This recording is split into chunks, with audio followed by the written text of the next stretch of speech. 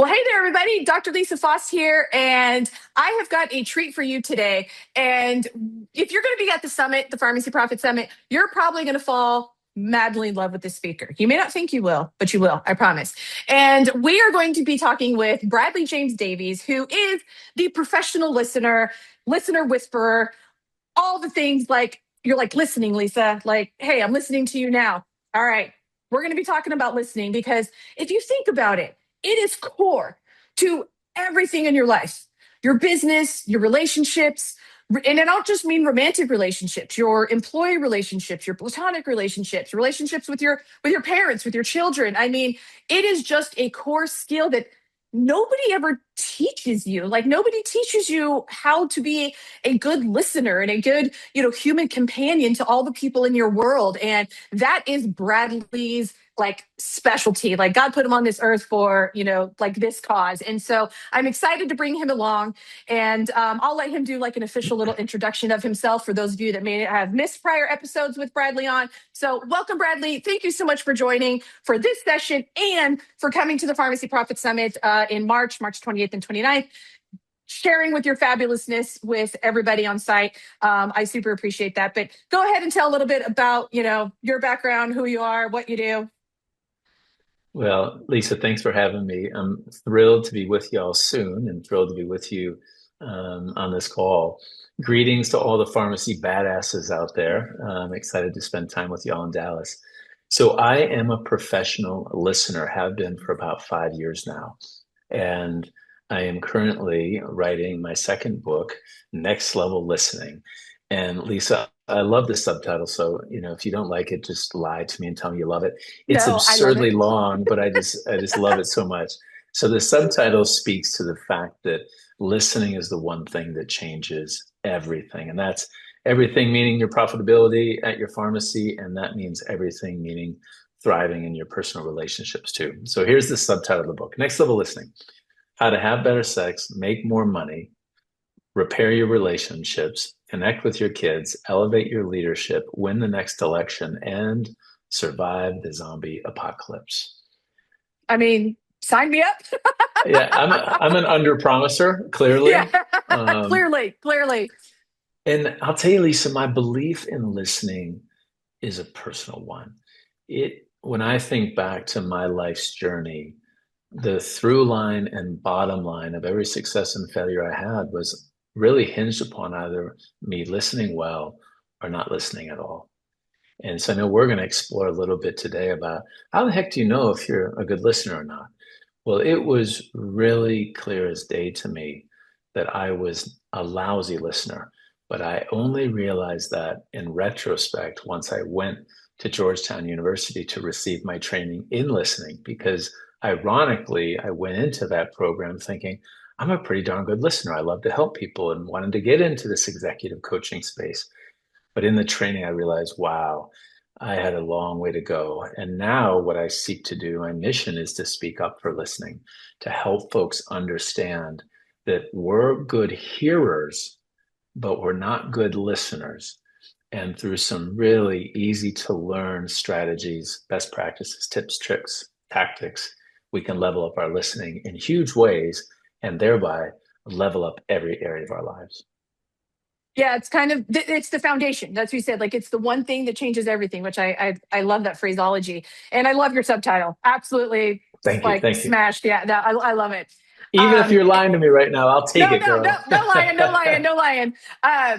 I mean, I'm a straightforward kind of girl. I'd tell you if I didn't like I it. get that. Yes, yes, you No, are. but I love it. I love because it speaks to its ubiquitousness of no matter who you are, what you're doing, if you're a stay-at-home mom or a pharmacy owner, or just a human being living on the planet with other relationships, it's gonna level you up. And I think especially obviously my audience is healthcare in general, very specifically pharmacy owners, pharmacists, technicians.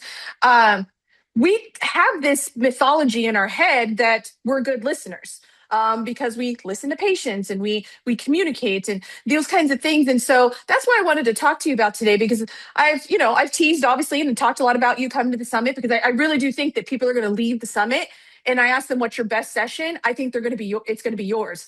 I don't think they think that going in, because they have this like little bias of skewing of like truly what listening is. And obviously, you made the distinction between hearing and listening, but somehow because we process facts when we're hearing, I think us healthcare providers fool ourselves that that's listening, and that's Mhm. really obviously not what it is. And so, kind of wanted to go through maybe some examples, like how does somebody know if they're a good listener or not? Uh, and how do they know if they need to listen to you and they need to learn from you and buy your book and come to the summit and all those kinds of things? And so that's what I kind of wanted to have a conversation on. And I've had some recent interactions with some of my members. Obviously, I've known you now for many months. We've had lots of conversations.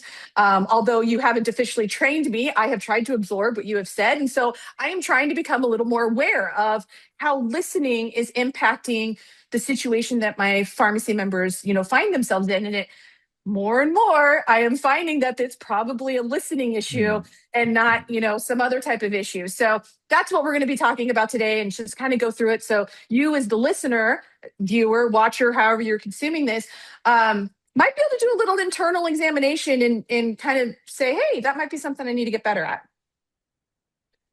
Yeah, I think you really raise a really critical point about the work I do as someone who speaks up for listening.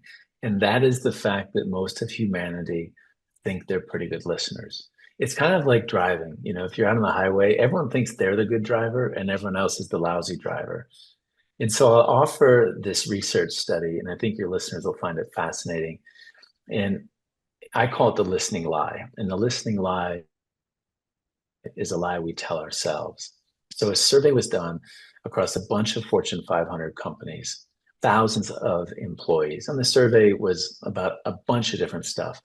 But two questions pop out from my work on listening. They asked employees, please rate your own ability to listen.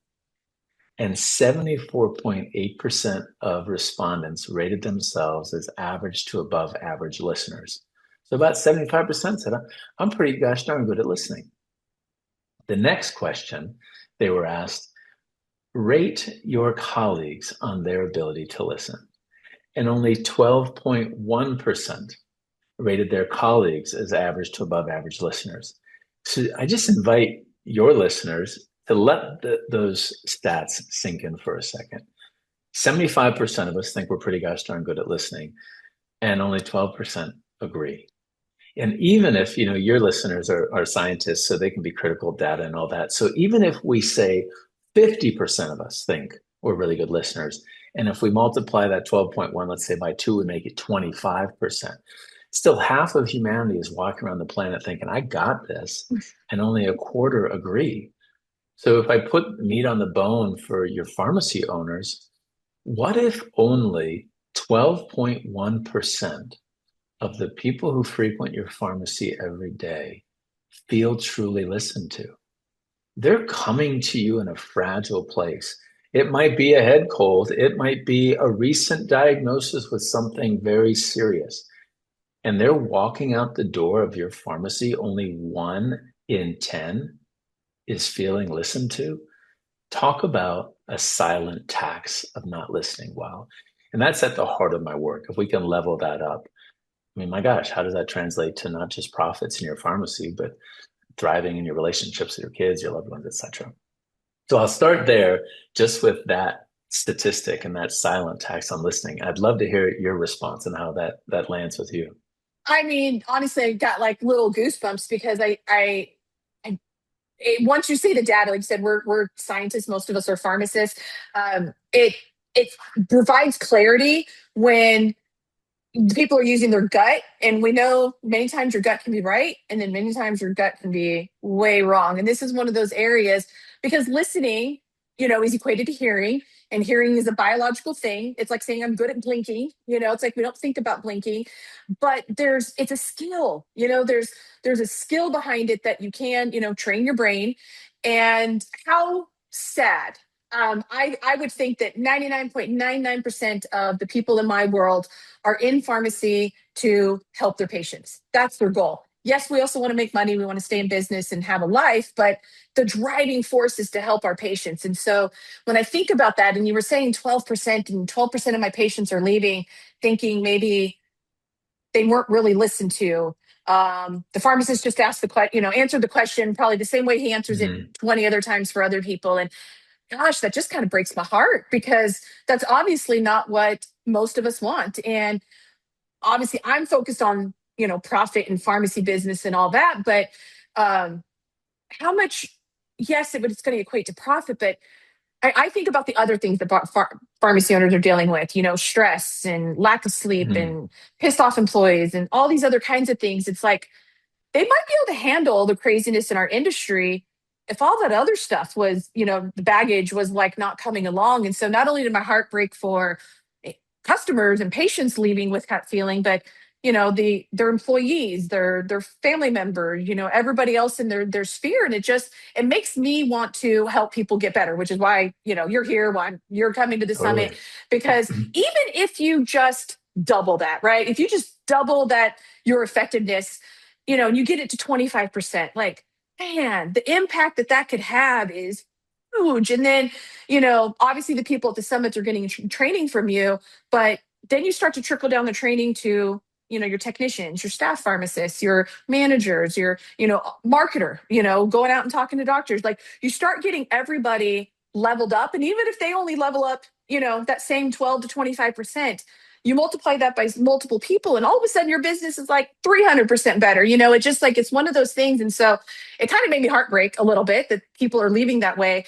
But it's fixable. Like it's not a hopeless statistics because 100%. you are coming in and you can fix this. You literally, so at the summit during your session, you are not just going to be talking about this and giving statistics. You're going to be fixing it for people. So people are going to walk in, not good listeners, and they're going to walk out way better listeners. And so that's what I'm most excited about. Like I really am for the summit. But as we're talking about this, like, how does somebody know if they're one of those people that are a little delusional, a little delulu, as they say, as my kids say? How do they know if they're one of those people that's like, I need some help, because I can feel very vulnerable and very maybe not self identity, self awareness for them. Yeah.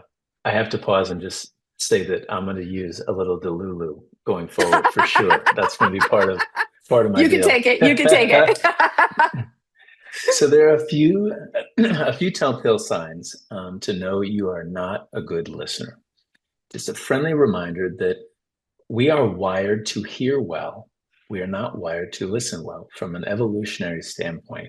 It's been a nanosecond since we are sitting around the fire on the Serengeti trying to protect ourselves from, wild beasts, etc. We listen in 360. We've been given eyelids so we can shut our eyes, but our ears are always open, listening for danger. Well, the thing that kept us alive a cajillion years ago, our hearing for safety, ironically, is the very thing that is keeping us from connecting and helping us survive in the current day, listening, connecting with others. So I define listening as hearing plus intention. Listening is hearing on purpose with purpose. And so if you want to know if you're a great hearer but a lousy listener, here are a few tells. I'll start with this one. We teach our kindergartners this rule: three, then me. So the kindergartners around the country gather in a morning circle every morning, and their teacher will say, remember, friends, we'll listen to three other friends, and before we offer what our opinion is, three, then me. So that rule, that guideline, three then me, brings me to a wonderful movie called Rounders. If you haven't seen Rounders, it's tremendous. Features Matt Damon, and it's about poker. And in the opening scene, this character played by Matt Damon is a big time underground poker player. So he'll take like $10,000, $20,000 in cash to these basement poker games with some shady characters. But he's really good at poker. So he'll win 50, 60 grand a night. Well, in the opening scene, he talks about the sucker. He says if you sit down to a poker table after 30 minutes, if you don't know who the sucker is, you're the sucker. You're the one whose money's getting taken that night. So I invite your listeners to think about their pharmacy meetings. Think about their family dinners. Think about Thanksgiving when all the relatives come on over. If you can't think of someone who violates the three then me listening expectation, then you're probably the sucker. You're the one talking too much. You're the one interrupting. You're the one interjecting. You're not listening. So think about three then me. If crazy Uncle Bruce doesn't pop in your head, you might be the one. So that's one. Any thoughts from you on that first example? um, yeah, so it's funny. I was thinking back to, thinking of my kids and, what you tell your kids and the pill you swallow yourself, kind of thing. And so I think that's an important distinction. I'm 10 to 1. I can see myself on both sides of the scale. Like there's times where, I probably steamroll people, probably more in those social situations because I'm socially awkward. And so when you're nervous and stuff like that, but then in professional, like I think I do tend to, let everybody chime in and this and that, but I'm gonna have to be a little more consciously aware of that. But that's a unique perspective because your brain is processing, and if you can't like force that to not go from brain to mouth, then you're not listening to what people are saying. You're thinking about what you're going to say, and therefore you're not listening because you can't do those kinds of two things at the same time. So Yeah, exactly. So this next one might be a bit of a punch to the stomach for your smarty hit pants me. pharmacist. We're tough. We can This handle it. this one tends to befall those who are super smart and who really want to help others. Does that resonate with your pharmacy Not at badasses? all. Not at all. No. So every pharmacist I know, and the data set isn't gigantic, but y'all are super smart and you really want to Yeah. help. Yep. Therefore, you incredibly run the risk of suffering from always solving syndrome. And sometimes you might even have a case of always right syndrome. And now some of your listeners are clever. This is the opening chapter of my new book, Always Solving Syndrome, and then the play on words of always right syndrome. You don't want to be an ASS or an ARS. So now your listeners might be asking themselves, either, well, some of them are driving down the street or watching this on YouTube and be like, yep, I suffer from always solving syndrome. Others like, well, I'm not sure. Well, here's an early symptom that you suffer from always solving syndrome. You are a sentence completer. Mm. You have a friend, it might be your kid, it might be your partner. They just had that moment where they can't quite place the word, and you just can't help yourself but to interject the word. So sentence completion is an early symptom of always solving syndrome. The reality is the goal of next level listening is more information, more intimacy, more content, more connection. And you turn off the spigot of new information when you interrupt and offer a solution. Well intentioned, yet an absolute conversation killer in terms of here's this person who's come to you, again, in a pharmacy context, a new diagnosis, an embarrassing reality, and jumping to that conclusion. One, there might be more to know, another product that could actually really help them that wasn't on their radar prior. But worse yet, they've come to you in a moment of intimacy, of fragility, and you've ended that beautiful sacred moment that could have, one, just because, they're an amazing human on their own journey and need your help, but two, you could have converted someone from a loyalty standpoint to your pharmacy forever. But you jumped in with that big brain and that huge heart, and you turned off your ears and you started talking. So that's another way to know, oh, yeah, I've got some opportunities here with my listening skills. Yeah, that one. Thanks for calling me out. Appreciate that.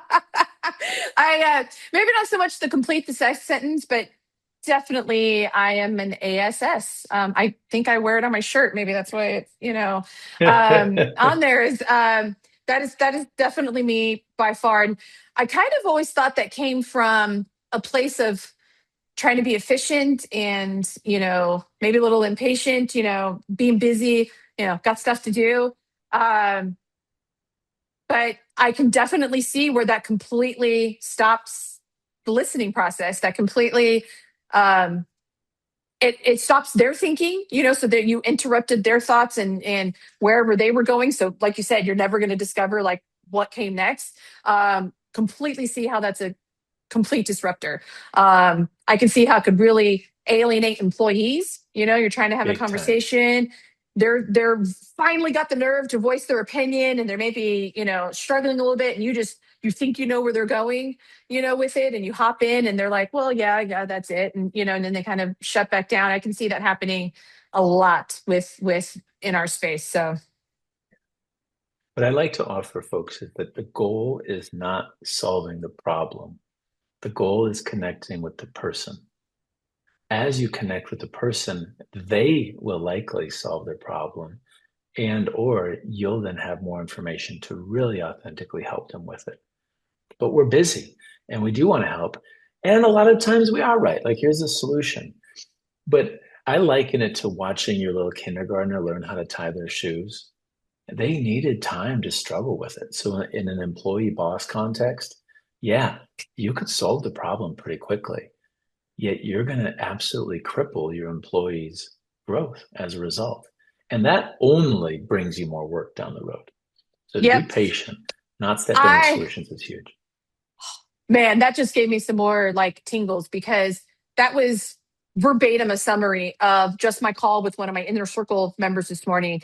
And she literally said, like she's like, oh, I can't help from micromanaging. Like, that's just my style. That's what I Mm, do. Like, when they come to me, like, I already know that I'm going to have to do it for them. So I don't even bother, that teaching. Like, I'm just going to hop in and do it. And she has completely strangled her employees' ability to like cut them off at their knees because she won't be patient enough to struggle to let them really get the struggles out, for them to verbalize and to get that out. And I just you basically summarized a 15-minute, part of our conversation down to that little thing. But I see that happening probably a lot with people who are going to be in our audience, people who are watching this online on YouTube or whatever. I bet you that one probably resonates really, really well because man, it is a recurring theme. And I think in all management, it's not just a pharmacy thing, but obviously we're with pharmacy people where they're jumping in and doing it themselves. Um, but it comes back to listening because if you listen to what the employee actually is struggling with or what their viewpoint is or just their opinion, and sometimes our employees are right. Like sometimes they have better ways of doing things. Sometimes they have good ideas and sometimes they just don't get it. Like, and so if they're automatically assuming and just jumping in and being an ASS and just solving the problem for them, you're really preventing them from one developing that own skill, but you're creating an alienation further in that relationship. There's trust. If there was any trust there to begin with, it's being eroded. And if there was no trust to begin with, it sure as heck ain't building, towards there now. So I definitely probably see that example really, really resonating with our audience. And just another member last week had a pharmacist who quit. And it was like her fourth pharmacist in like 6 or 7 months. Um, there might be a foundational problem there. oh And my boy. guessing, my guessing, there's probably a lot of listening that's not happening. And I know as I've become friends with you, and every time we talk, I try to absorb as much as I can.